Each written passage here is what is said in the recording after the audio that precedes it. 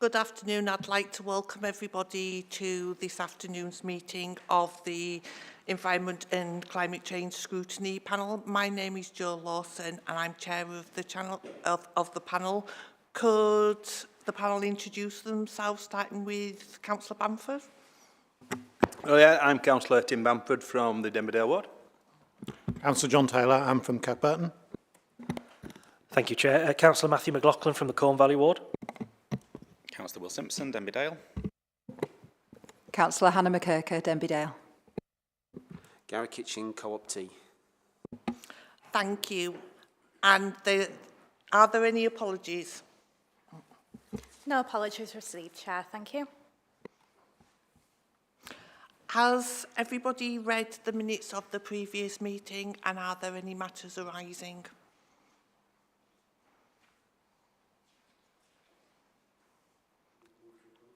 I was about to say so, therefore I will move to approve the minutes. Okay. Any declarations of interest? And this meeting will be held in public. Are there any deputations or petitions? None received, thank you. And no questions from the public? None received. Thank you. We'll move on to the first presentation, which is Kirklees Highway Safety Update. Thank you. Thanks very much, Chair. I'll just say a couple of things about Kirklees Highway Safety before I pass over to officers to give you a more detailed presentation. So this report provides a review of the areas of work undertaken by the Highway Safety team, both statutory and non-statutory. Provides also an update on the work delivered this year to date and including proposed work to year-end, municipal year-end.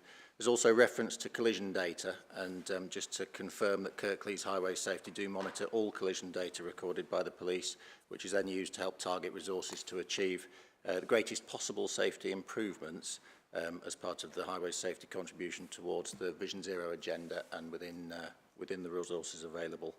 I won't list all the areas that highway safety teams deliver, but I did want to pick out a couple of what I think are highlights and areas that are perhaps a little bit less widely acknowledged, in addition to the obvious road safety engineering schemes and work around speed limits and so on that highway safety undertake. So there's an extensive education programme, both to support the safety of our young people and to support our shared 2038 climate commitment. We have education programmes that have been delivered so far this year to 4,847 school children. Oh, well, since April last year, actually, not this year, because obviously we're into the new year. Plus, on top of that, 6,456 bikeability training sessions, and on top of that, the Theatre in Education programme delivering to 1,360 secondary school children. So quite a comprehensive programme. There's also the promotion of the Mode Shift programme, with 62 schools signed up across Kirklees so far. And Mode Shift is a sustainable transport organisation, as you probably know. But it's worth saying that once schools have signed up, we can demonstrate a reduction in car use of 6.3% following signing up, which is actually quite a significant change in behaviour.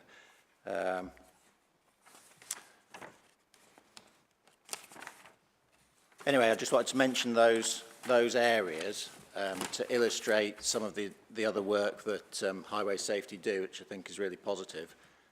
And also it's, in my view, a very forward-looking programme because it's establishing behaviours and patterns of behaviour for the next generation of our population, which will contribute over time to road safety and to modal shift and behaviour change and supporting our climate agenda. So this is a meaningful contribution to our shared ambition to keep our communities safe and to promote active travel and keep our communities healthy and help address our 2038 commitment. So I'll leave it there. Just a quick introduction to some of my priorities and pass over to Liz. You giving the presentation on this? Thank you.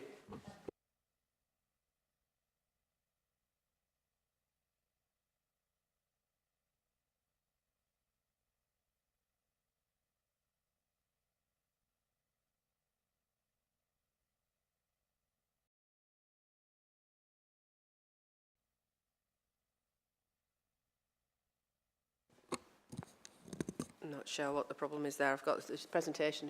There it is. It's there. Thank you. It's come eventually. Okay. Good afternoon, everybody. Liz Cusick, Operational Manager for Highway Safety, responsible for design and highway safety, the road safety teams. So we've been asked to just bring a highway safety update to the scrutiny panel. We were here sort of a couple of years ago, so we've just been asked to bring a brief update as to where we've come from and where we're going. So just to recap, the council got a statutory duty under the Road Safety Act around road safety, and that being to promote it through education, engineering, training and publicity. And to develop a programme of works aimed at addressing issues where we have collisions, which we monitor on a regular basis, or a monthly basis, daily basis, all but. The aim being to prevent further incidents from happening. And this work is led predominantly by highway safety and its composite teams in casualty reduction, community traffic measures, and the road safety education and training and publicity, but we can't do it alone. There's a whole raft of teams across both highways and across the council and our partner organisations that we work alongside to help us achieve the aims that we set out for ourselves. So to deliver our statutory duties, we monitor all collisions reported to the police, and those are where injuries have occurred. We don't use, at the moment, data on collision only, because that's not something the police pass through to us. We use crash data. We used to use Stats 19. The police have changed their data systems now, and it's a system called Crash, and they share that information with us a month or 2 months behind on generally. But we analyse and investigate all that collision data, and we then use the circumstances and the related contributory factors to look at engineering methodology to try and focus on the locations where we can make a difference. We monitor all severity in Kirklees. Some of our neighbours use killed and seriously injured only. We introduce the slight injury accidents into our monitoring as well because the slight injury accidents are those that we can make a real difference with, and they're only sort of a hair's breadth away really from either a serious or a fatal collision. From all that information, we then develop yearly programmes of work and interventions at the priority locations with a history of personal injury collisions. We've got to focus on those first until we can start because until we've got rid of those, obviously we can't look at those locations where there might be collisions or there's a potential for collisions, because we've got enough on trying to deal with those locations where we do already have collisions. On top of all of that, we will undertake road safety audits on any new schemes that are being undertaken on the highways. We work closely with our planning teams on consultation with planning applications where the highway will be affected, to make sure that we are building for the future and not and building out risk rather than building it in. And then we develop education and training packages in-house with the team from our road safety professionals, and we've bolstered this year the individuals, the officers that we've actually got using the training. So up to last year, we were down to 2 training officers. We've now got a full complement of 5 training officers. So as Councillor Crook said earlier on, we've educated 4,847 children across our various packages of interventions. And that's up on the 2,800 we did last year, and that's as a direct result of the additional officers that we've been able to put into the road safety team to be out there at the sharp end delivering. So in addition to looking at our statutory duties and how we deliver our statutory duties, in addition to that, we do a whole raft of other things that are on the slides, sort of road safety markings, small-scale safety interventions. Those are things, signing and lining, pedestrian islands, drop crossings, all those sorts of small interventions that we can use revenue funding for. Working with the schools on looking at the priority routes for their safe routes to schools, funding school crossing patrols, targeting our road safety publicity with neighbouring organisations. We've spent an awful lot of time reviewing our speed limits to make sure that they're fit for purpose, and we're also now launching our road safety strategy, which then sits in with the Vision Zero ambitions for both Kirklees and for the rest of the West Yorkshire districts.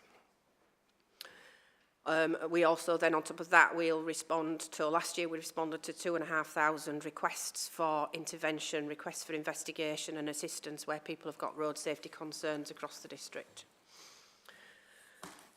So we're not alone in this. We run Kirklees Road Safety Partnership, or we sit with the Road Safety Partnership and our partners across the district, the fire service, the police, various teams across Kirklees, Safer Kirklees, Education Services, Public Health. We hold the statutory duty, but as I said before, we can't do this alone. And our Kirklees Road Safety Partnership then sits alongside the other 5 districts' road safety partnerships, 4 districts, and West Yorkshire Police. But we've all got a part to play in Vision Zero, and that includes the road users.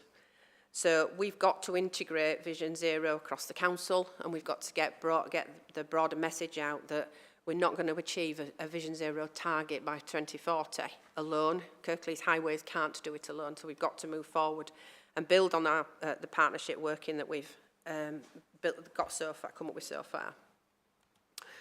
So what does that mean in reality for us at the moment? It's not an easy slide to read, so I apologise for that. But the headlines are that currently we are below our 22 casualty numbers. Not very much, but we're about 5% down on last year's numbers. We had a bit of obviously COVID in 2020. COVID, it came down in COVID because in the COVID years because there was a lot less people on the road. But then in 2021 into 2022, there's been what looks like quite a horrendous jump. But we're adjusting figures and settling into a new norm now because the police have changed their Stats 19 information over to the crash system. And that crash system, they have recategorised all the injuries and recategorised what used to be slight, some are now serious, and what didn't used to be reported at all have been reported as slights. So there's been a jump, and it's not just Kirklees, that's right across, it's national. Everywhere that police have introduced the crash system, there's been this national spike, 2021, 2022, until we readjust to a new norm. So we're not comfortable because there's still too many until we get to a position where we're on zero. We're not comfortable.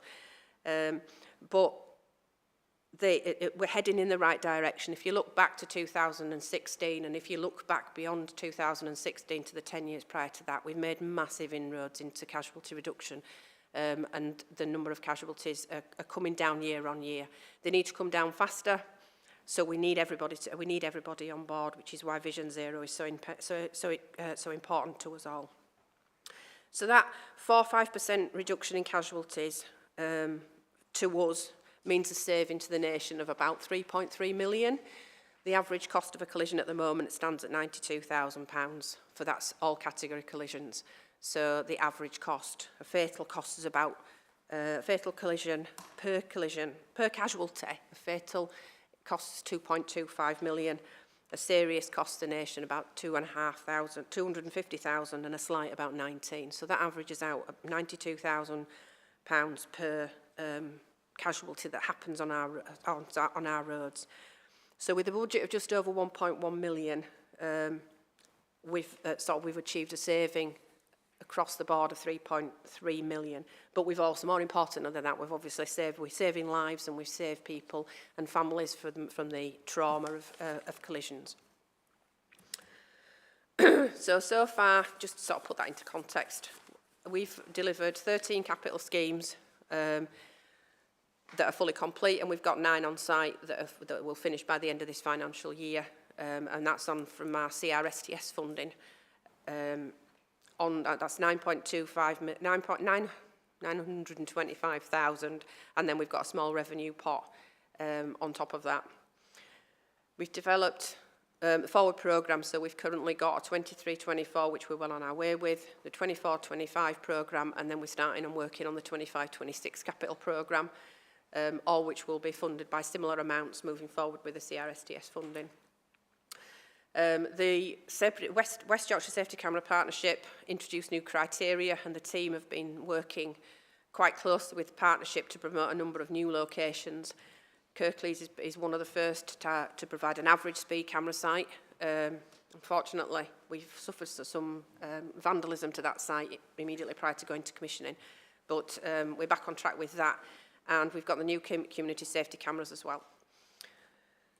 I think Councillor Cook identified the numbers. He would sort of the numbers, gave you the numbers before for the numbers that of children that we've targeted with training.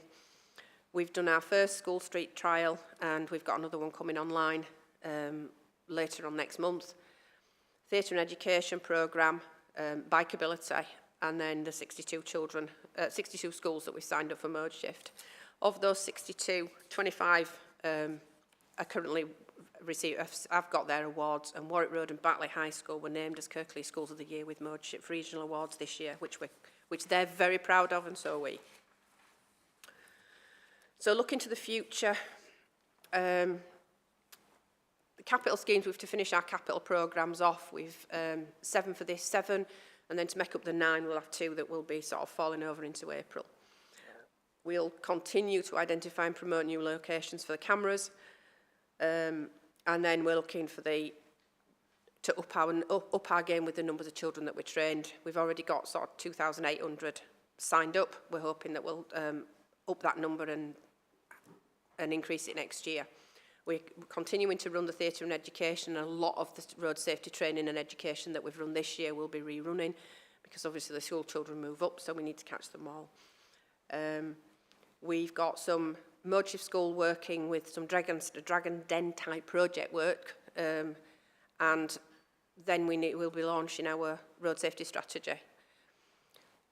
The road safety strategy then sits within Vision Zero, and then we've got to do we've got an amount of work to do with Vision Zero and integrating it not just within highways, but the broader ambition to get Vision Zero out into the council as a broader, more broadly. So I think that's us really. I think the plea from us is consideration of Vision Zero and how you can play your part and how everybody can play their part in sort of bringing Vision Zero to life for the council. Thank you, and thank you for the report there. I wondered if you could elaborate a little bit more on what the street schools are. School streets? Yeah. So school streets is where we work with the schools, and that's key. Working with the schools is key because we can't do it without the schools. But we will look to close the streets that run front onto the school, close it during the morning peak and the afternoon, the morning drop-off and the afternoon pick-up, so that the street is empty immediately adjacent to the entrances and exits to the school. There will be a small amount of traffic because most of our schools are on residential properties, so the residents have a permit to get in there. I think what we found was that actually the residents will alter their own timings so that they're not coming in and coming out. That's one of the things we found from the trials, was that the residents would leave before the school street was implemented, and then make sure that they weren't actually trying to come back at the time that the afternoon, within the afternoon session. But it relies on the school bringing the equipment to close the road and monitoring it and being out there during the morning peak and during the afternoon peak. We spent, so it's quite some officer time. We spent a lot of officer time there, but obviously as the school streets roll out, our officers can't be at every school at every day. So we're 150 odd schools, so if they all had school streets, we couldn't monitor those and manage those, so it relies on the school being there. But it means that the children can arrive at school, the last distance out, immediately outside the school, they can arrive at school without all the congestion that occurs on a daily basis outside of all our Kirklees schools. Thank you. That sounds absolutely fantastic for somebody that has Dryclough Road with the 3 schools on there. I would love for it to be trialled up there.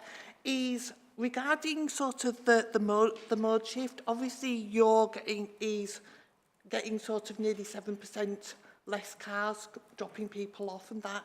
How do you envisage getting more schools involved? We target the schools every year. We go back, and we've got a dedicated mode shift officer, and she is actively involved with all of the schools and will visit the schools. We don't have, all we can do is ask. We can go to the school, we can promote mode shift. I think with Vision Zero in mind, I think we're trying to get more people on board that can sell the message to the schools. So as local councillors, sort of helping out as with all the different various aspects, sort of interactions that we have with schools, the more that we can get them on board. But it's down to their priorities at the end of the day. The schools have got so many different things on their curriculum that actually bringing this on board, we will support them. And I think there's a fear within the schools sometimes that they're going to be left to they're going to be left alone. We have to get into the schools to educate them and explain the system to them, and it's getting that to the schools to make sure that they, but that's what we're doing on a daily basis, sort of trying to get to the schools. We send the mode shift information out, getting into the school hubs, and sort of using a school that has had some success and sort of getting them to advocate on our behalf, really. Thank you. Have the panel got any questions? Gary. Thank you, Chair. Thank you for that. I was interested in the casualty figures which you very kindly showed. My question would be, there was obviously a drop between 2016 and 2023.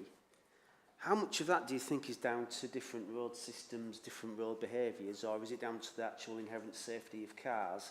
And what, secondly, what do the figures look like, and that drop equivalent to equivalent places of a similar sort of environment, I guess? Thank you. I think in answer to your first question, I think the innovation of in-car safety, there was a lot of work done prior to 2016. Obviously, in-car safety is always something that they're working on, but I think we've pretty much optimised in-car safety. Now, I wouldn't say that every casualty that has been saved is down to the engineering. I think this is across the piece. As is increases, as is decrease, there's always that with any facts and figures that you use. But human behaviour is such that you can never guarantee that everything that we do will result in.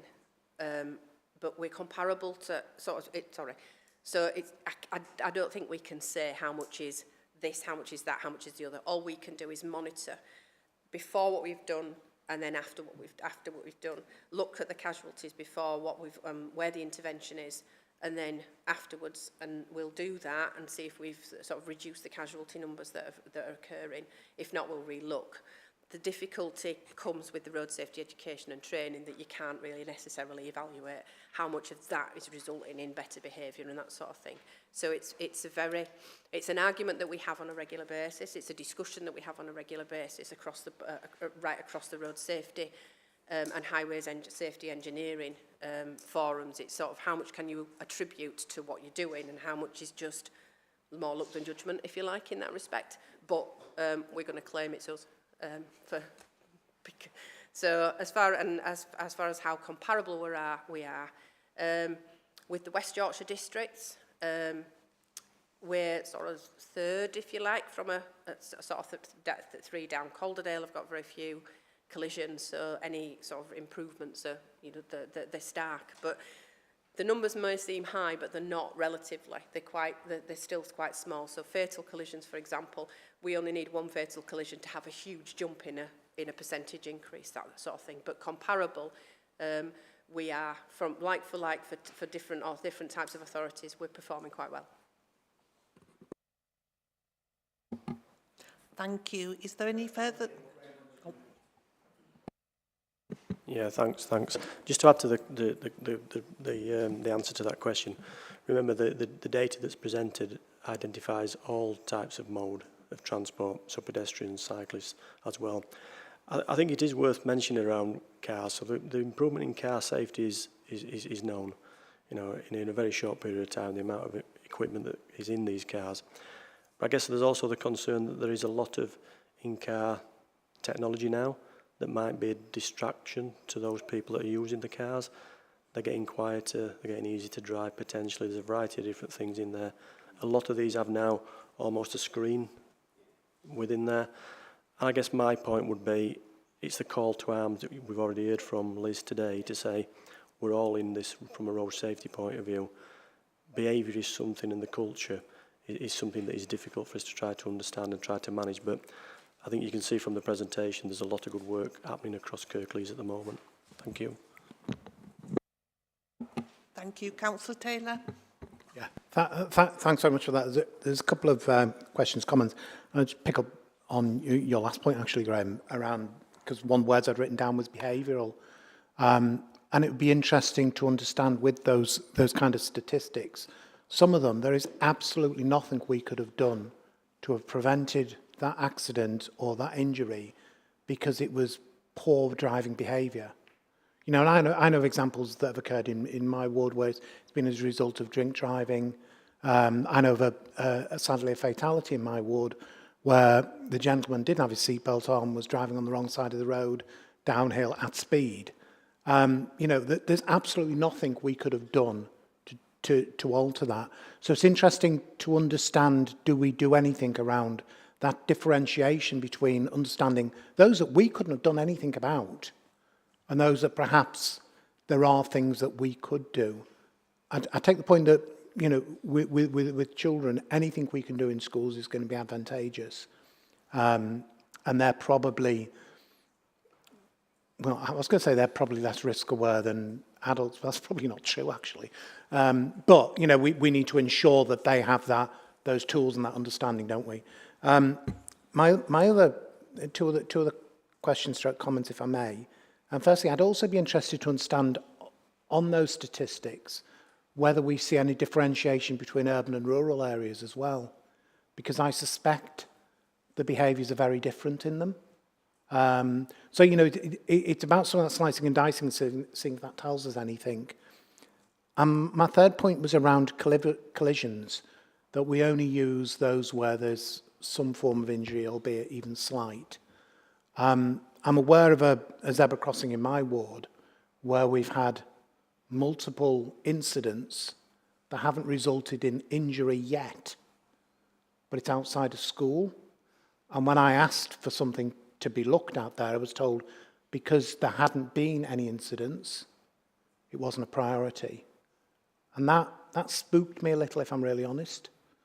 I'm encouraging the residents to report every damn one online to West Yorkshire Police. But again, if they're just collisions and there's no injuries, you won't be looking at them.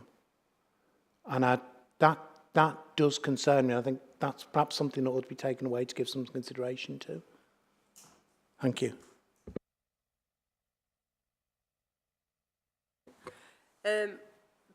Interventions behaviour was sort of the first point you asked about. From the safety cameras, so wherever we have safety cameras and safety camera partnership, then the first intervention there is driver behaviour and driver retraining. So when you do, if we put a speed camera in and that speed camera offence will generally, the first protocol will be to retrain that driver. And there are a raft of other things that the police will, for fixed penalties, moving traffic offences that the police, and they will divert them to a driver retraining course. Obviously, we support all of those. We, as highway safety, don't have that intervention with adults that we do with children. We don't have that educational base and training courses with the adults that we do with the that we spend on with the children. If I may just come in on that. I think the point I was trying to make was when we look at the data raw, you almost need to filter out those where you couldn't, because that will give you a better understanding of where you need to prioritise the limited resources. You're never going to have resources to do everything everywhere, are you? So if you need to filter those out, because otherwise you're giving false impressions. If there was nothing, you could have done nothing about that fellow that was killed in my patch. Absolutely nothing at all. But that will blip up as a fatality, and that might direct a different course of action, whereas actually your priority ought to be in this other area where there's something you can do. That's the point I was trying to get across about behaviours. I know we can't change behaviours, but I just think it's making sure that we're using the right data. And there's a problem that we may be distracted by data where we couldn't do anything about it, sadly. I think we do that as a matter of course, that we do that. Every collision that comes through, be it fatal, serious or slight, we will look at those causation factors. And although we won't necessarily discount or dismiss a fatal collision, the course of action we would take, you'll not get a knee-jerk reaction. That's why we would say to you as ward councillors, as members of the public, we need to wait for the police to finish their investigations before we look at what we might need to do next. Because if it is that course of action, if that comes back as, in the instance that you were talking about, a drink driver travelling at speed on the wrong side of the road, regardless of anything else, and we can't do anything about that. You're right, that wouldn't necessarily mean a priority for us. So a fatal collision would not necessarily always result in us taking some sort of engineering action. We would do that as a matter of course and do that investigation and that analysis, if you like. I think I'm possibly labouring the point. What I mean is when you produce statistics for us, you probably need to exclude those from the statistics you give us, because it's giving a false impression of really what we need to be tackling. You know, if 40% of those statistics you showed us, there's absolutely nothing we can do about it. There's nothing we can do about it. Yeah, I understand. Okay. Urban, rural patterns. Again, yes. Sorry. Sorry, no, I was just going to add to that a little bit. So the way that highway safety respond to accident data is not to have a knee-jerk reaction and put in a road safety scheme just because there's been an accident. The response is to investigate the terms of that accident, and then we look at clusters of similar accidents before allocating resource to a highway safety scheme in that area.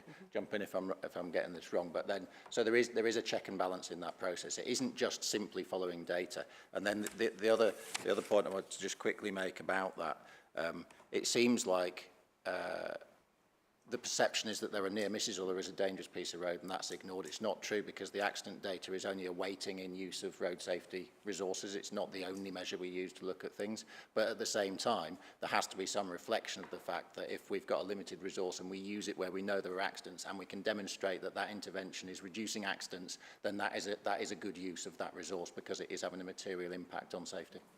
Sorry, I'm going to come back again. The point I'm trying to make is when you give us data, give us data that's data you can do something about. Don't give us the data of all of the collisions if there are ones that you can't do anything about, because it just gives a very false impression. That's the point. I think you get it now, don't you?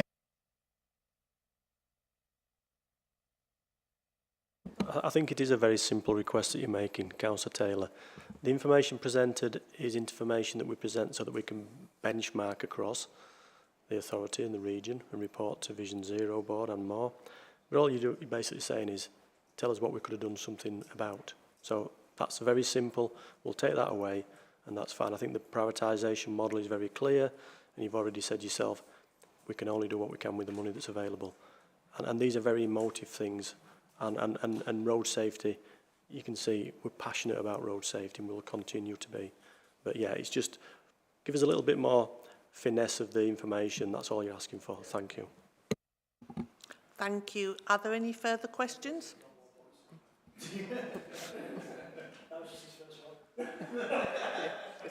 I think the other one was the sort of rural and urban. Do we see the sort of the differentials, and do we differentiate those? Generally, the urban collisions are junction collisions. They are turning manoeuvres, that type of thing, that tend to be relatively serious. Sort of fatals are a lot more prolific in rural areas because it's high-speed collisions with in rural roads that are losing control or that sort of thing. So there is a very definite there is a differential between the types of collisions that occur in rural and in urban areas. And we would, again, use the analysis and use the causation factors and use the information that's provided to us by the police, and the interventions that we'd put in there are very different in a rural environment than they would be in an urban environment. Thank you. Any further questions? Matthew. Thank you, Chair. Yeah, and thank you for the advanced sight of all of the information. It's much appreciated. Almost everything I was going to ask, you've already answered before I got there, which is a sign of a very well put together presentation, so well done. The only thing I wanted to sort of bring up was, in the presentation, you've done a very good job of saying where our successes have been in terms of engaging with the schools, because those numbers are fantastic and they're a massive improvement on where they were just a few years ago. But there isn't so much sort of horn blowing about the interventions we've made in areas of high risk. So because there's no information here about where we've made interventions and it's worked. So I'm just wondering, you know, what does success look like for us and how effective are the schemes we implement? The Chair will forgive me if I'm a little bit parochial, but there was a scheme at the end of my road. We used to have a crasher every couple months. There was an engineering scheme, the pavements were extended. We haven't had one in about a year and a half now. So I know that they work. So if you have that information, it would be good for us and the public to know about it. Thank you. We're not very good at shouting about what we do well, is it? We we spend a lot of time defending what we've not done so well, but where we have had those successes, we're not very good at shouting about them. The casualty numbers really don't reflect, I think, sometimes the successes that we do have, because we might stop some at one location, but actually there's something else has happened at another location and they balance each other out. But yeah, I think we probably need to spend more time. We need to spend a little bit of time focusing on where we've done well, and looking at shouting about the successes, because we have some really, really good successes in some of some of the smaller scale interventions are a lot better and a lot more productive than some of the bigger scale schemes, the major projects that come out across the piece. So we need to think about, particularly sort of moving forward Vision Zero and getting better at shouting about our success. So we'll bear in mind. Thank you. I would actually agree when you actually said about the smaller interventions, because the scheme that Councillor McLaughlin's talking about was literally literally road. It was just extending the pavements, but there were like sort of crash after crash or various things. He would often send me here's tonight's kind of thing, and it has obviously stopped that. And obviously it did also help make it safer, because it also involved putting his drop pavements for pedestrians to actually cross over that part of the main road, because that used to be a bit lethal if you were trying to get across there, dodging all the cars and the lorries hurtling down there. But I really do feel we should look at what we've actually done with the successes and actually shout about it, because a lot of the emails I get is like, well, they'll only do anything once somebody's killed, and that's obviously not the case.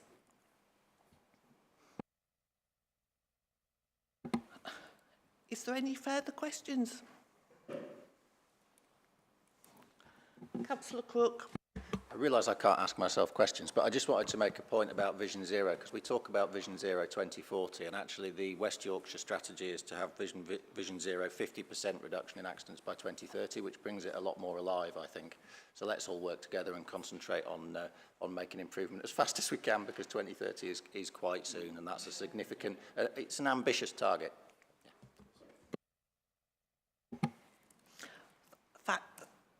Thank you, and thank you everybody for their comments and answering all of our questions. We'll move on to the next item on the agenda.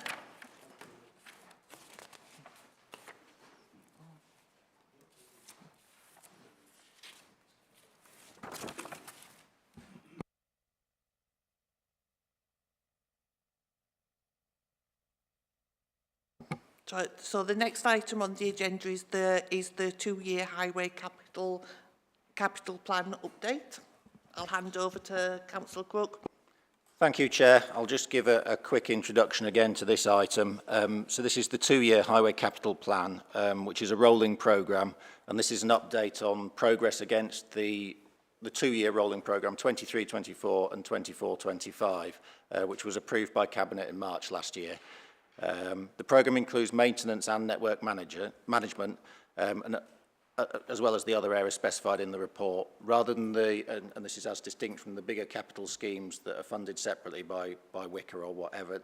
for example, the A62 Smart Corridor Scheme, which is pretty much complete now, and so forth.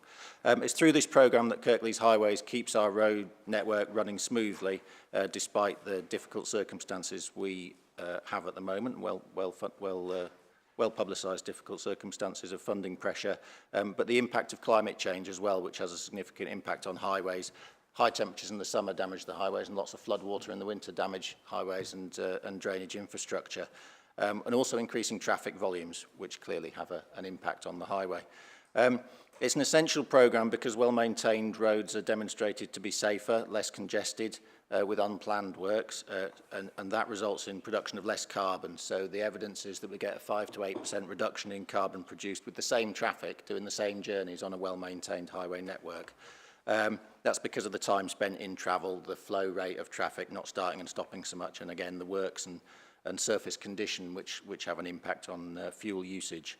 It also lowers the level of claims we get against the council for damage to vehicles, which is a significant factor. It's worth noting that the CRSTS, or City Region Sustainable Transport Settlement, there we go, funding, which provides a large portion of this programme, does stipulate provision and promotion of active travel and public transport, or modal shift as we like to call it, which in turn supports our environmental and 2038 climate commitments. And that transport is now the largest contributor to UK emissions, so it is significant, and highways has a big part to play in that, in our, you know, as Kirklees 2038 commitment, but also in holistically in our reduction in carbon impact. I just wanted to pick out a couple of quick bits from highways within this programme that might relate more specifically to this committee. One is the ongoing programme of streetlight replacement, which I think Councillor Simpson was involved in at some stage. We had 13,773 end-of-life concrete streetlight columns, and as they're being replaced at a rate of 600 a year, we're putting LED lights in, which is a significant reduction in our energy usage over time, and again contributes to our 2038 commitment. There's also the LBUR programme, Locality-Based Unclassified Roads, another nice and easy acronym, giving ward councillors impact on local road usage. The importance of this is we can identify locally roads that will contribute significantly to the sort of door-to-door travel profile, which allows people to be more, or supports people to be more likely to use active travel modes. So that's a fringe advantage there. That's a £12 million programme currently, £3 million a year, and delivered on a worst first basis. So if it isn't being done in your ward, it's because your roads are good. We also maintain the PROW network as part of highways, which is 1,100 kilometres of footpaths and so forth, which is obviously a significant contributor to our active travel aims and ambitions. So anyway, I just wanted to highlight these areas to demonstrate the consistent climate focus, which is like a thread that runs through all of the highways maintenance and highways programme, and it's certainly a priority for me. So that's it. So I'm not sure who's doing the presentation on this. Chris, excellent. So I'll hand over to Chris to give a presentation on this with more detail. Thanks. Thank you, Councillor Crook, and thank you, Chair. Good afternoon, panel. Just share my screen.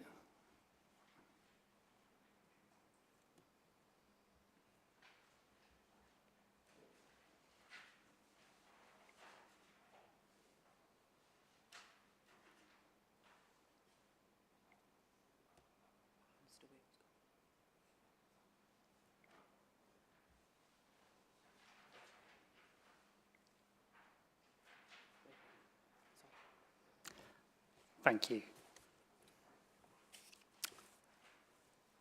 So good afternoon all. My name is Chris Firth. I'm Compliance and Performance Manager within Highway Services. And as Councillor Crook has outlined here today, just to give a bit of background on the state of play of the capital programme.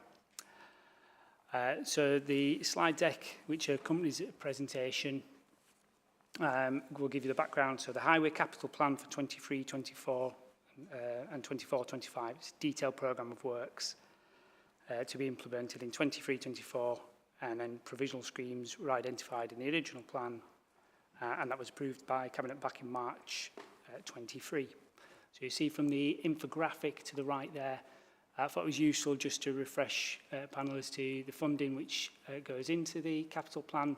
So I have council borrowing, the City Regional Sustainable Transport Settlement, and other grants and contributions all go into the fund the capital programme. So as outlined by Councillor Crook, the works, the schemes included within the programme, highway maintenance structures, street lighting, PROW, so public rights of way, highway drainage, highway safety and network management at UTMC. And as mentioned, it includes the City Regional Sustainable Transport Settlement, and that's CRSTS 1, and any other funding available to highways.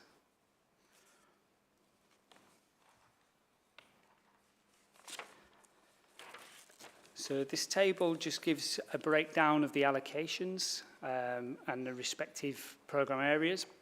So down the left you'll see highway asset management, and that includes the ELBA funding, so locality-based and classified roads, highway safety, network management and developer contributions. So the second column identifies the breakdowns of spend in those areas. For CRSTS, third column detailing the council borrowing, and the fourth column the breakdown of grants and contributions. And that gives an overall total of just under 28 million. And that information's been taken from the report, so the figures stated are outlined in the detailed report within the appendices. So this is an update on the Cabinet report that was put forward in March 23, and it includes any of additional grant monies and rollover. And panel will see from the appendices with the report, Appendix B shows the difference between those values and the approved Cabinet report, which is circa £9.6 million.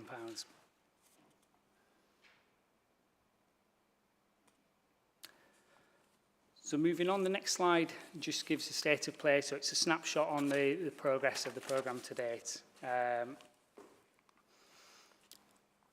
So within the asset management element, we've 22 programmes of work and 169 named schemes. To date, 29 of those have been designed and programmed, with 81 on site, 74 completed to date and 7 deferred. Safer roads has been outlined by Liz in previous presentation already. One programme of works, and then the number of named schemes, 30. And network management have 4 distinct programmes of work with 20 named schemes. And so just along the bottom you see the total of the programmes that are now included in the plan and the projects, and a percentage state of delivery. And that's a snapshot taken from April to mid-November. And in the table below, that represents the indicative programmes of work which were put forward in the original capital paper approved in March 23.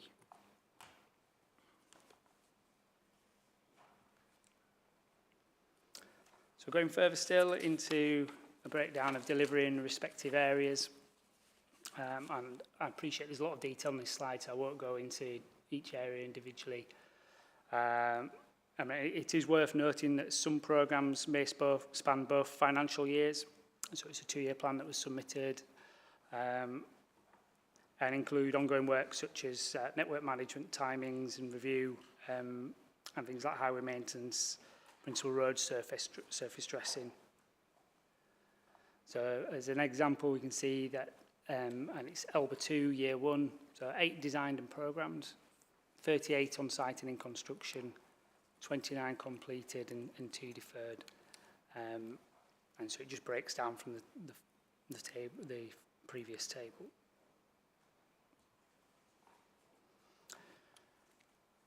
This slide goes into a bit more detail around the prioritisation, so the scheme identification, budget areas and conditions. So the respective areas there in the columns have highway asset management in the purple to the left, highway safety, which we've been through, and network management.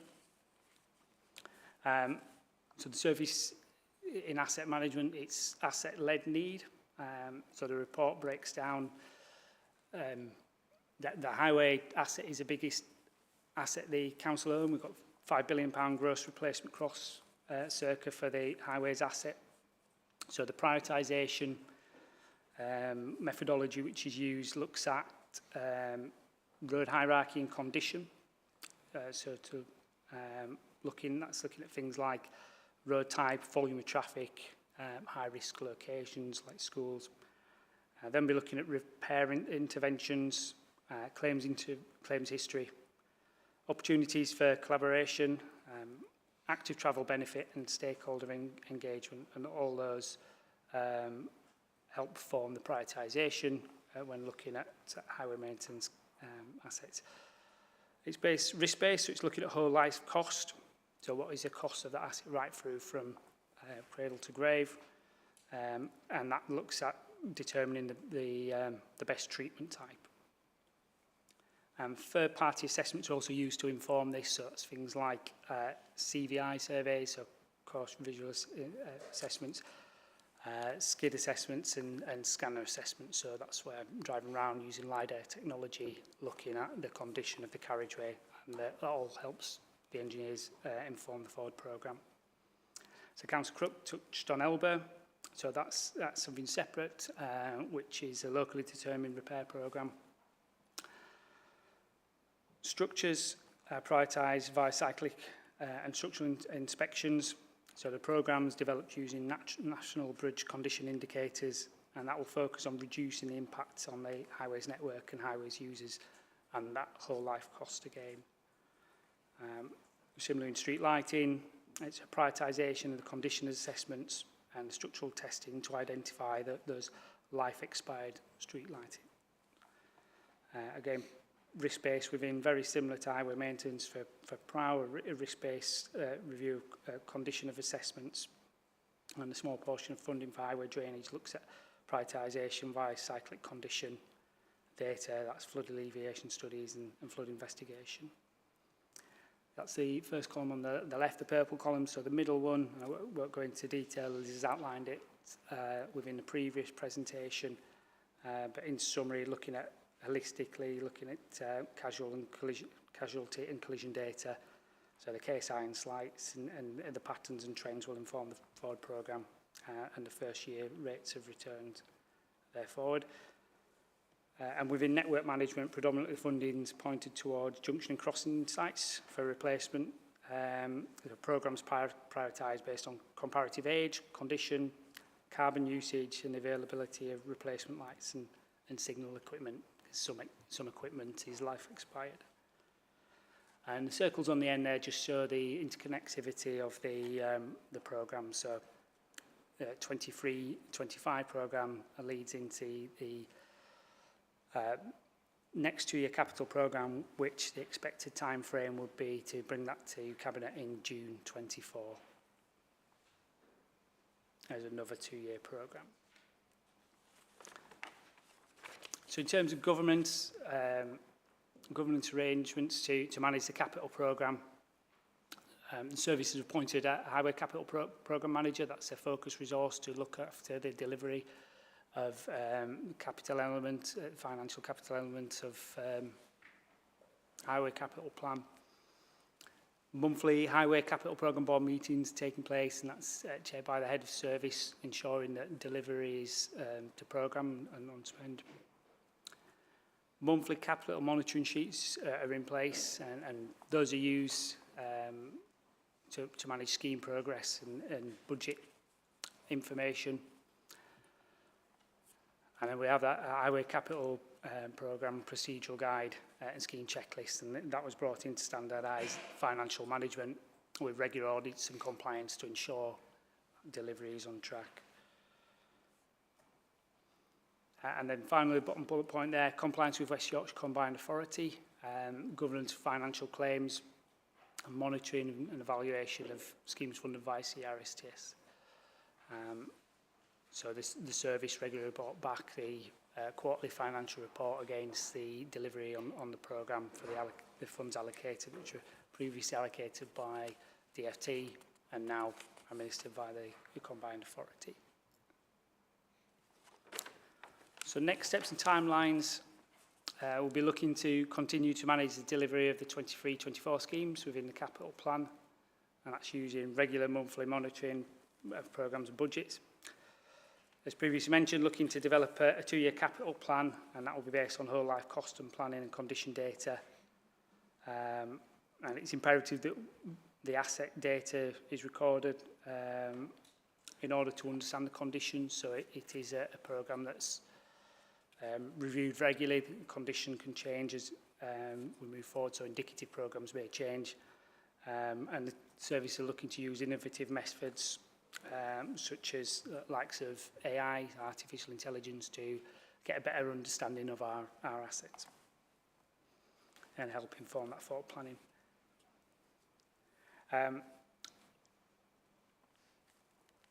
Again, next steps, looking to continue work with the West Yorkshire Combined Authority to maximise funding available for highway maintenance and to reduce the national maintenance backlog.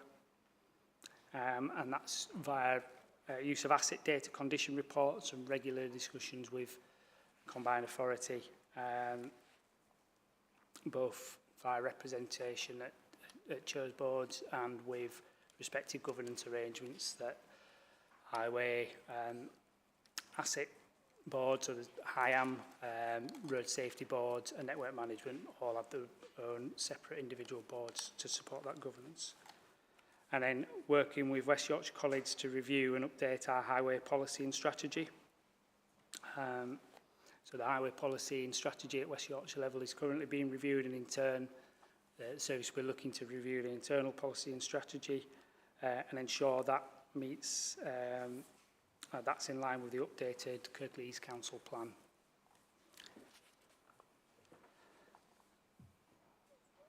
That's it in terms of the presentation. Thank you for your time. Thank you, and thank you for the work you've done in the reports that you've actually sent us there.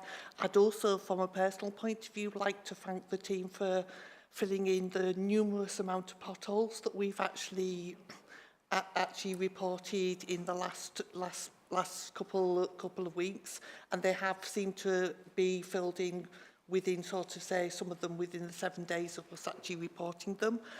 It leads me to ask is how often are, say, the main roads, those roads that link, say, one main road to another, sort of the country lane bit is that might link two main roads, how often are those inspected by the team?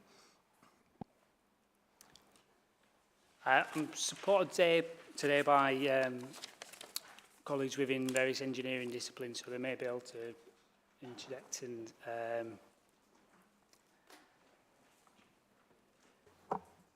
Afternoon, Catherine Hunt, Operational Manager, Highway Assets.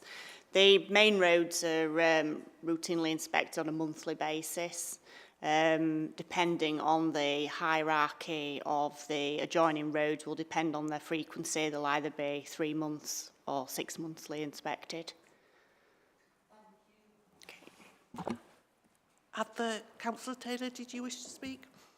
Thank you, Chair, and thank you, Chris, for the report. There's a number of things I'd like to mention and talk about. The first thing is to say thank you for putting in place the governance that you've talked a little bit about and getting the capital programme manager in place as well. One of the things I've constantly talked about through various scrutiny committees over the years is the fact that our capital plans always seem to slide to the right. So having somebody that's there to put the governance in place to get a bit more rigour around that is really, really important in terms of not just doing things right, but actually delivering for communities, isn't it? So, you know, thank you very, very much for putting that in place. And while I'm doing the thank yous, although it's not really relating to your presentation, I just want to put on record my thanks, and I think I'll probably speak for most members, for the work that the broad teams across highways and other areas did over the Christmas period when we had the storms. Because it was, you know, understandably a lot of people were on leave.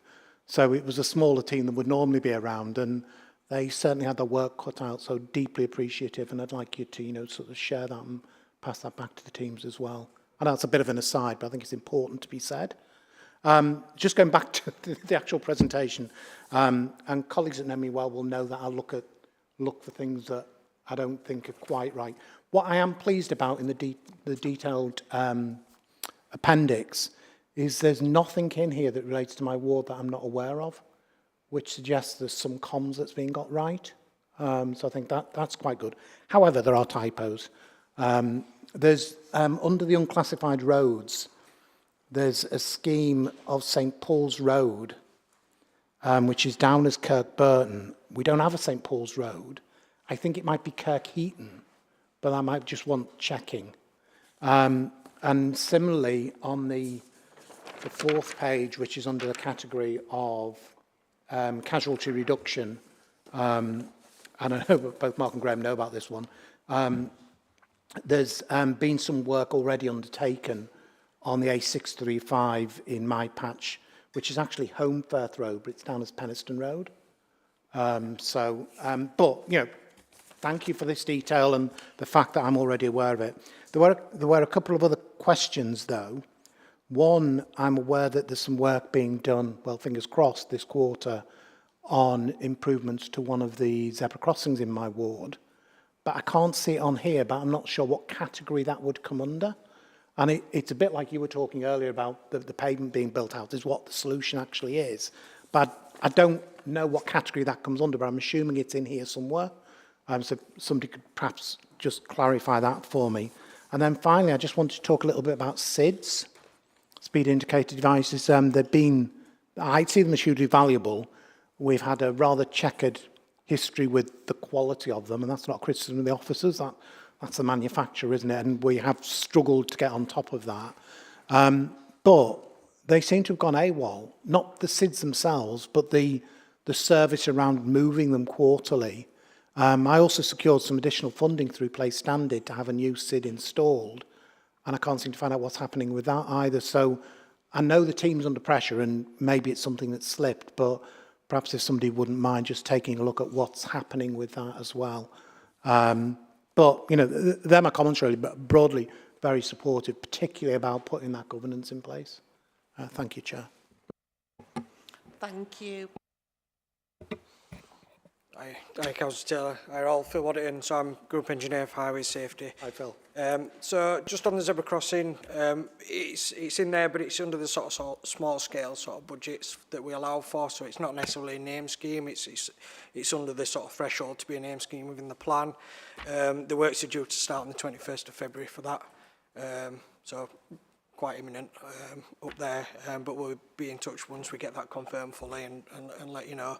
On the SIDS, I will check where they've gone. I'm aware there's probably an email gone out quite recently around the current moves and the next lot of moves. I don't know if you've had that or not. If you've not seen that yet, I have seen some coming in out of the inbox, but again, I'll check that back. And get somebody to be in touch with you, and we'll get in touch with you about your SIDS and specifically about that extra one as well. Thanks, Phil.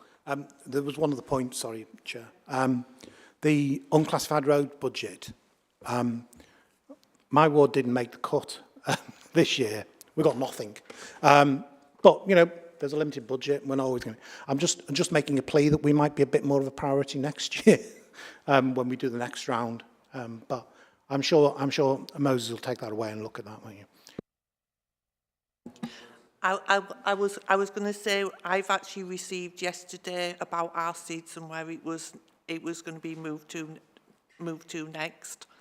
Is there any further any other questions? Councillor McCurdy. Thank you for the presentation. Just briefly on the SIDS, I'm the same, so I think it would be interesting to know what's happened to your ward, John, given that we also got the email this week. But I have had some questions from residents about while we can put forward sites for the SIDS, they're obviously a generic stretch of road or what have you. How is the specific placement decided on? Because I've had residents come back to say, well, if they're going to put it there, it's not going to tell them what we're seeing. You know, so is there any room for, I mean, obviously I wasn't in the conversation last year about choosing the sites, but whether there's any wiggle room in terms of the specific placement, you know, which house it's outside actually makes quite a difference as to what the behaviour is. Just a couple of general questions from the presentation.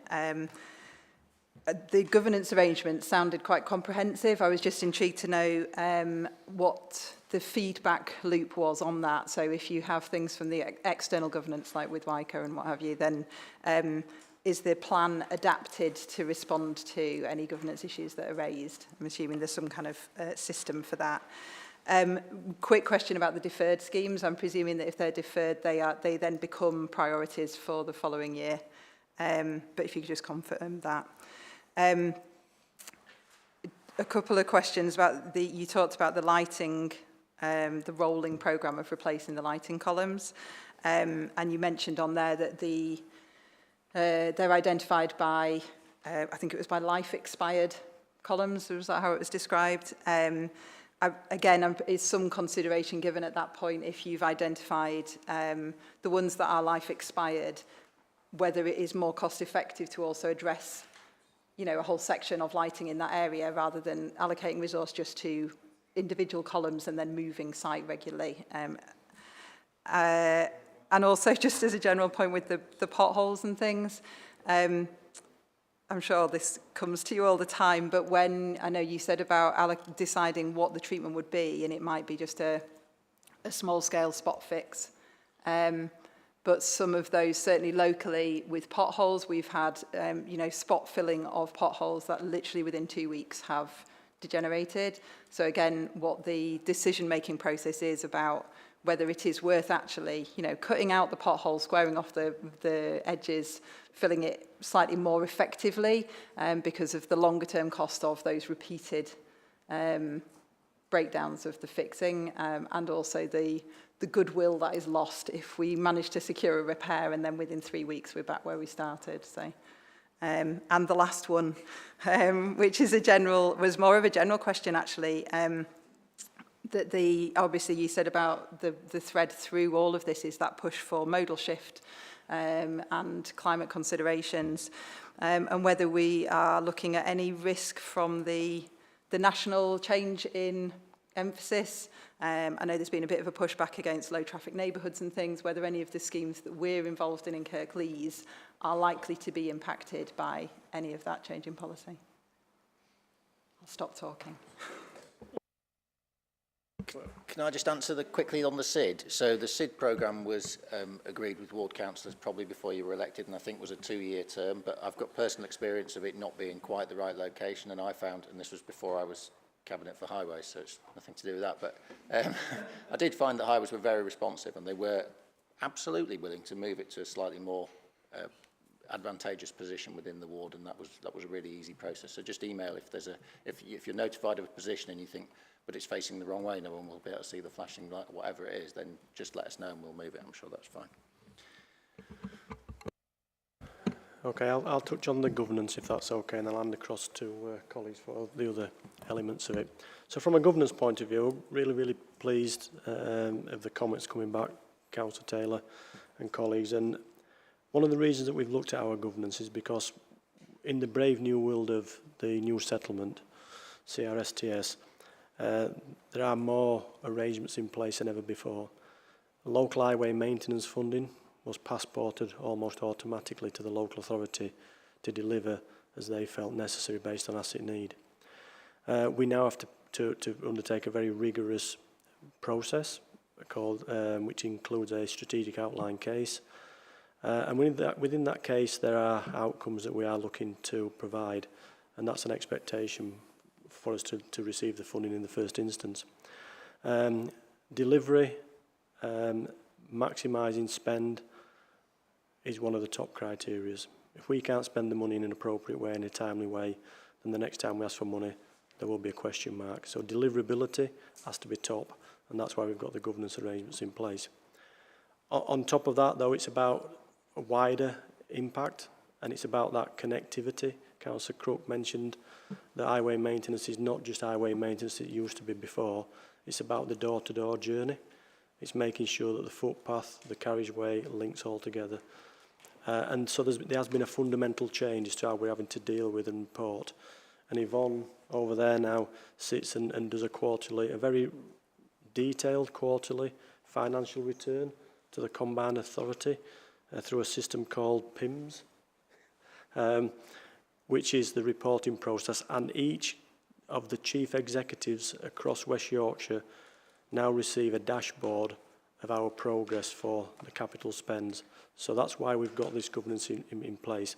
And I think that governance does give us the robustness that we need in order to say, are we delivering, and are we doing it in the right place as well. So I'm really pleased that we're seeing that level of governance. The negative for me, though, Councillor Taylor, is that we have had to put a lot more resource into it as a local authority. So the Combined Authority, as a resource, they need to make sure they can report back. We've had to match some of that, and that's a consequence. As SRO for highway maintenance and asset management across the region, I do push back on that, and our next iteration of our request for funding for year 3 and 4, 2 and 3, for year 3, thank you. I'm looking at a more streamlined process. I do not want to spend several thousands of pounds of the Combined Authority's money going through business cases that I want to make it smarter. So that's the direction of travel I'm giving. So governors, thank you for picking up that there's an improvement. We're clearly using that and we're seeing it on the ground now because we're delivering the programmes in a timely way. I'm going to probably move across now to Catherine for deferred schemes.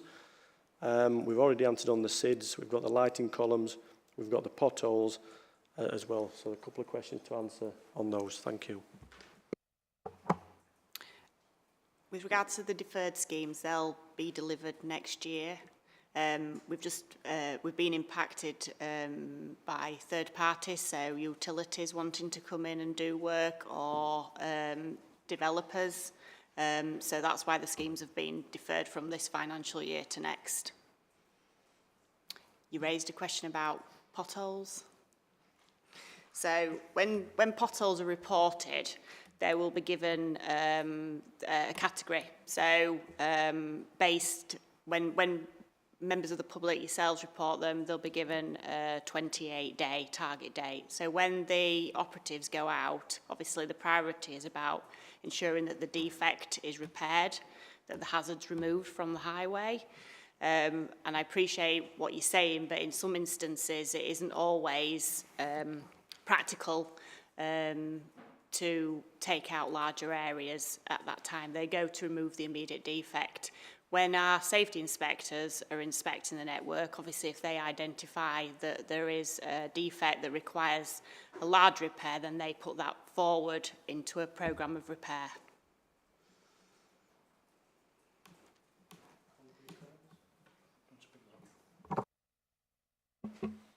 Good afternoon, everyone. So my name is Yvonne Atkinson. I'm currently the Highways Capital Programme Manager, but previously worked in street lighting, so I think I'm probably best placed at the moment to answer the street lighting question. So where there are life expired street lighting columns, we would always look to bring those in line with current day standards, particularly the ones that were installed between 40, 50, 60 years ago, as in case of the concrete ones. There's a couple of elements in terms of when we look at that. If there's a single column or they're sporadically placed and they're less than, I think the figure was 50%, make up 50% of them, then they would look to replace them as individual rather than an entire road. However, they do look to try and make sure that when they are replacing those columns, that the entire road, street, cul-de-sac, whatever it be, is lit in line with current standards. And some of them may mean changing some of the lanterns to more modern ones, as well as changing the columns. So they do look at updating the entire system of lighting, if I can use that term. And that's the basis that the programme currently is on.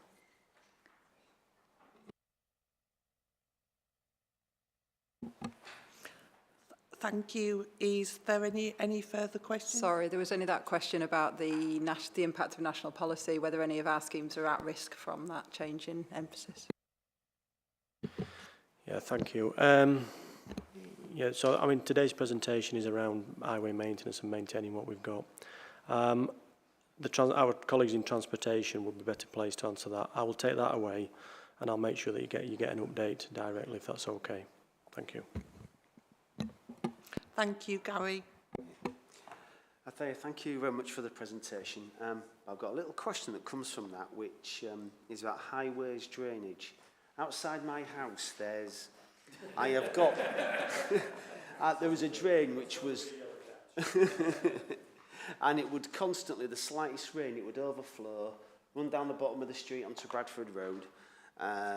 So I contacted the council after, I think it was a month or two, somebody came and unblocked that one, but all the other ones on the street were blocked, but didn't bother doing them.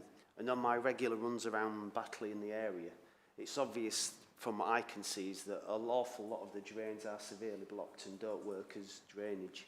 And therefore, obviously over the winter period, with the heavy rains, there's been an awful lot of big puddles. So it's two questions really. First question is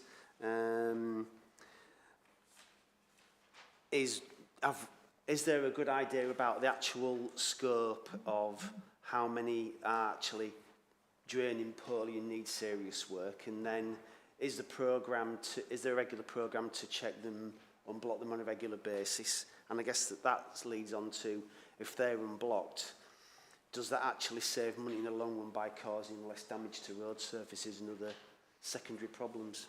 Thank you. Thank you, Gary. Thanks for the question, Mark Scar, Head of Highways. To answer the question in terms of your particular location, if we'd been made aware that there was more than one gully there was a problem, we would have attended all those gullies. So if we have been made aware there's more than one and we haven't attended, then we can certainly go back and make sure the others are picked up. We have struggled this year with our finances in terms of revenue spend on drainage, so we've had to make some cuts to service levels. So we are tending to do more reactive cleaning of gullies than more cyclic proactive cleaning. But we are going to be reviewing our revenue budgets as a team in the next couple of weeks, and that's one area I do want us to look at, because I do recognise the third point you make about the impact of flooding on road condition, because there is an impact. So it's something we are going to review, and if we can identify or move enough sufficient funding around, we will introduce a limited amount of cyclic cleaning again. So it will depend on the budgets available to us, but we are going to at least look at that. Thank you, Graham. Yeah, thank you. Thanks, Gary. I think it's a really good question. I wanted just to add to Mark's comments there as well. If we recall on the road safety presentation earlier, we said we can't do it by ourselves. So the point I want to make is just to be clear, the road gully might be within the public highway. And if we can all remember, and I'm of an age where I can remember the bins were not always the wheelie bins that we see now, there were smaller bins. A road gully is probably about that size, yeah? Probably about 900 mil deep, it's probably about 375 diameter. That's the size of capacity.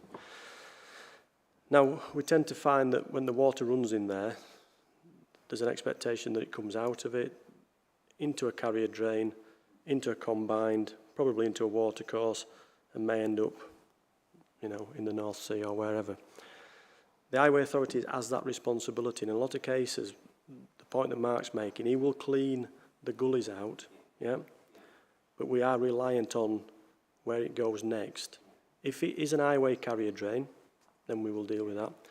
But we rely on our relationship with Yorkshire Water, with private landowners in a lot of cases, riparian owners. So you may have a property, you may have an open water course, and we may have a right in order to discharge our gully from the road into a Yorkshire Water carrier drain, into a private carrier drain, into an open water course, and off it goes.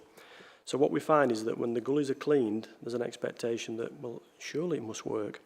There may be bigger problems. So please bear with us. And I think picking up on the point that Councillor Taylor made earlier, crikey, you know, we've had a lot of water, haven't we, this period, you know, the wettest months in many, many years. It's not surprising that we've seen flooding. And in actual fact, the work of the teams has been excellent.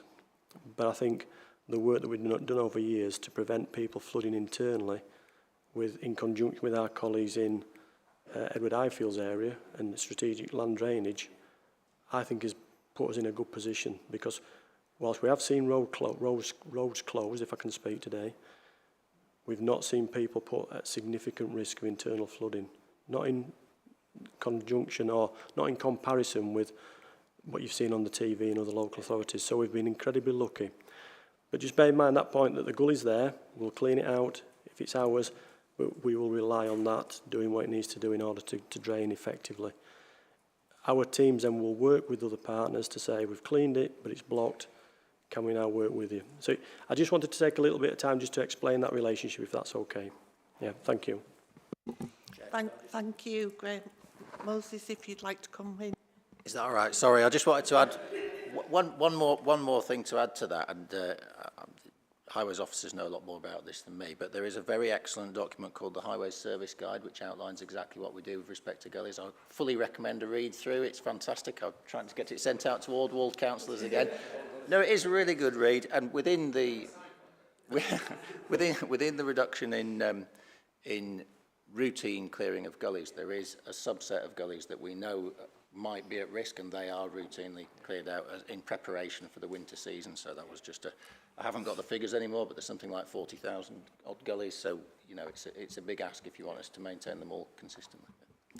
Thank you, Councillor Cook, and we'll all bear that in mind as bedtime reading. Councillor Bamford, if you can have a question. Hello, yeah, thanks for your report. I've just got one on this spreadsheet that we've got under the casualty reduction figures. We've got an A636 Denbydale Road in the Denbydale ward. I don't think we've got one. It's Wakefield Road. And I'd just like to ask if this is the £17,000 against it. Is it the scheme that I've been chasing for a couple of years to replace the cat's eyes and the white lines on the stretch of road between Kiln Lane and Woodhouse Lane that leads to Emley? We were supposed to get it done this summer. It was promised for summer and it never materialised. I'd just like to know if that's the case, please. Yeah, that's fine. I'll pick that one up. So I'll make the change. It is Wakefield Road. It's at the junction of Woodhouse, so that went to Emley. So it's the recent resurfacing that we did up there. So that's what that money was for. I understand the rest of the sort of rest of the stretches with asset management to patch, and as they come along and patch, we'll look to do the lining and the cat's eyes and tidy it all up at the same time. So we're working quite close with asset management to bring that up at the same time as they do the patching. Councillor McLaughlin. Thank you, Chair, yeah, and thank you for the presentation and for advance sight of all the information you presented to us. It's a good level of detail. We like to receive lots of good level of detail to scrutinise, so thank you for that. Most, again, what I was going to say has been preempted either by yourselves or by my colleagues. Just 2 points I wanted to make was a note of thanks for the emphasis that is given in the document to the climate crisis. We said at the start of this year, when this committee was sort of reformed and renamed and called the Environment and Climate Change Committee, that we wanted to push that should be written through every report we receive, and because it needs to be a consideration in all of the aspects of the council. So thank you very much for the emphasis you've put on that and for the passion that Councillor Crook you've shown on that issue. So thank you for that. The only other thing I wanted to say was we've got a big strategic important capital plan for the next 2 years coming up this year. That sounds like a good opportunity for pre-decision scrutiny to me. So I'm wondering if there is a possibility we may help with that process. I mean, I take your comment. That's not the subject of this particular scrutiny meeting. It is another of the strands of my portfolio, the transport. So there will be some, hopefully, some developments in that in the fairly near future coming along to Cabinet. So the capital plan, yeah, I think I referenced it earlier. So I specified that highways didn't include the larger scale capital programmes like the top of the A62 and other programmes like the one in my ward in Home Firth, which are treated separately. But yeah, by all means, call them into scrutiny. I'll come and talk about them. They're fantastic. Did you want to come back, Councillor McLaughlin? Are there any further questions? If I can actually just jump in with the casualty reduction spreadsheet, there is mention of a scheme that is actually on my ward that we've not heard about. Yes. Sorry, I've just been. I didn't mean to say that. No, refer to governance on the correct process for how you would like to look at any future plans. But I'm very happy personally to come and talk about them.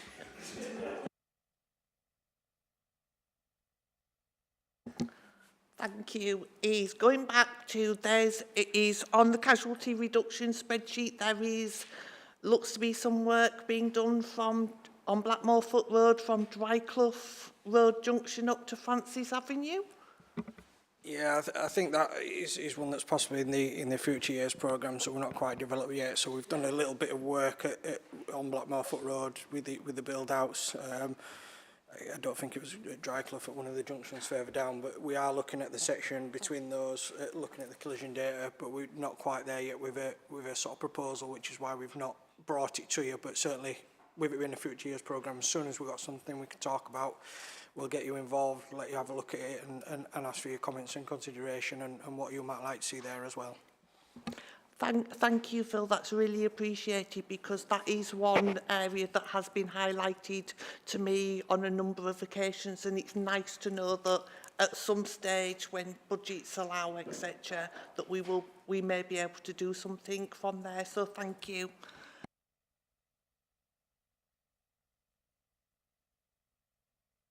I'd like to thank everybody for coming and for their discussion and answering all our questions. Thank you. We've just one last item on our agenda. I just think there's a typo or under parking strategy review, we've got the panel will consider an update in respect to the parking strategy review to include the use of pesticides. I think that might relate to the parks and green space line above. Unless it's vegetation clearance from parking lots, perhaps. I can't remember. It don't feel right. Presumably we do use pesticides. I think that should be there. Councillor, if I could just respond, I think it came back from when we had the previous chair, and I think there was a link to potentially maintenance and pesticides, but we can look into that outside of the meeting. I don't know. I think we probably do need to look at the use of pesticides for weed maintenance, but I don't think it's parking strategy. That's the bit I'm a bit confused and bemused by. It's more likely to be parks and green spaces. Really? We'll look into it outside the meeting, check where it's meant to go, yeah. Looking at that, I would say is probably parks and green spaces there. Matthew, did you want to speak? Yeah, just according to the table in the report, today we should have had an update also on the home to school transport policy. It says the panel will be meeting will be held on the 10th of January. The panel will consider an update in relation to home to school transport policy post 16. But obviously we haven't. So if you actually look further, it does say date to be confirmed. Okay, right. Well, that's today though. It's in the report for today, so it obviously wasn't going to come today. No, I mean it's obviously that has actually been done. It's obviously not come to us, but it was that date would have been actually confirmed. Right. We had some difficulty with rearranging quite a lot of things. Also looking at to make sure that we didn't have top-heavy meetings where, I mean, the February meeting was going to be absolutely everything.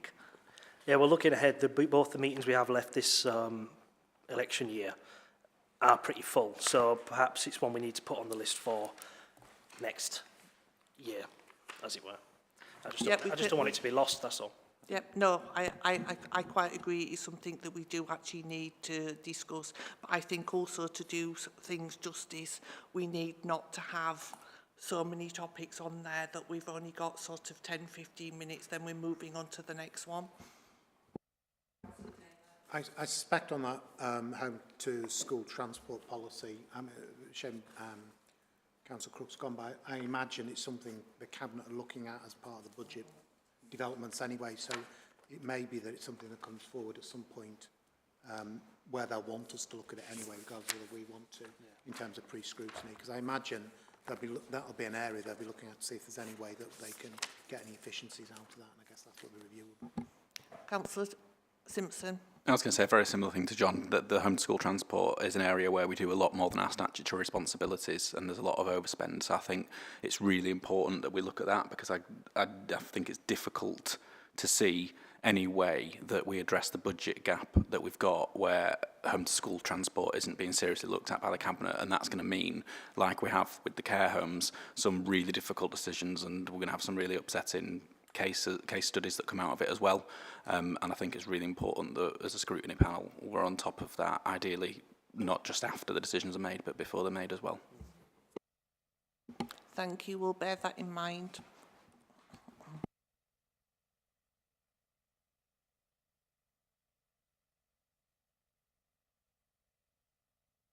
Sorry, I will close the meeting.